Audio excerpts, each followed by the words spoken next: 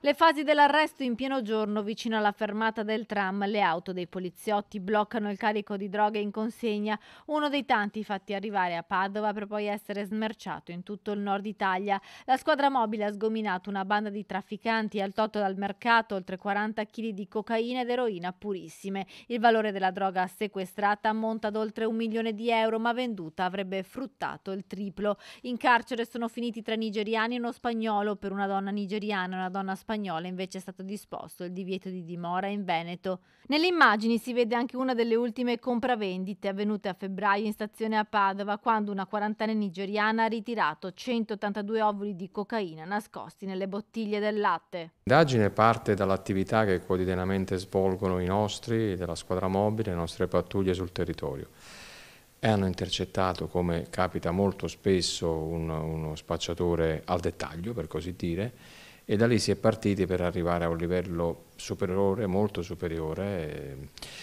un livello in cui compaiono dei soggetti inseriti in un traffico internazionale di stupefacenti. Tutto è iniziato con l'arresto di un pusher nigeriano nel settembre del 2021. I poliziotti del suo cellulare hanno rintracciato i dati di un versamento di denaro nei confronti di un 35enne connazionale residente a Padova, che si è scoperto poi avere un ruolo di spicco nella gestione del traffico di cocaina ed eroina.